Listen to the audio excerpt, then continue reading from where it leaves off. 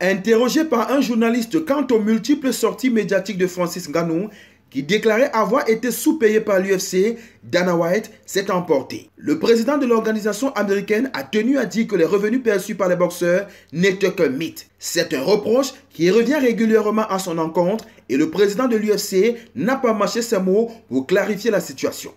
Alors que Francis Ngannou a quitté l'organisation américaine depuis maintenant plus de 2 ans, ses multiples sorties médiatiques quant aux revenus perçus grâce au MMA ont égratigné Dana White. Dans un entretien publié le mardi 17 septembre 2024 par RMC Sport, Ngannou s'est confié sur son retour dans le MMA. Le combattant camerounais a affirmé que le duel face à Tyson Fury lui avait rapporté plus d'argent que ses 20 combats de MMA.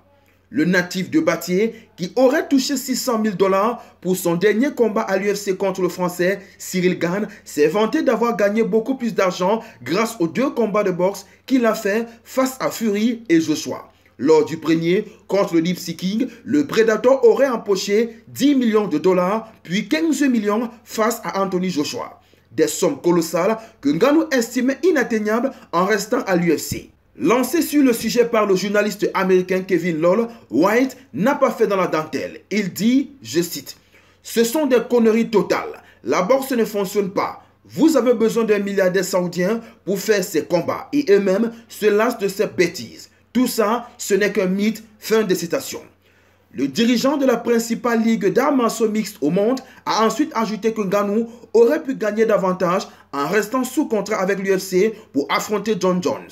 Mais le Camerounais a préféré voler de ses propres ailes en s'engageant avec PFL où il devrait aussi toucher beaucoup plus d'argent. Après avoir goûté à la boxe anglaise et malheureusement vécu la tragique perte de son fils, Ngannou s'apprête à faire son retour dans la cage. Il affrontera Renan Ferreira, le champion poids lourd du PFL, le 19 octobre prochain en Arabie Saoudite. Ce retour dans la cage sera aussi l'occasion pour Francis Ngannou de rendre hommage à son fils mort en avril dernier à l'âge de 15 mois.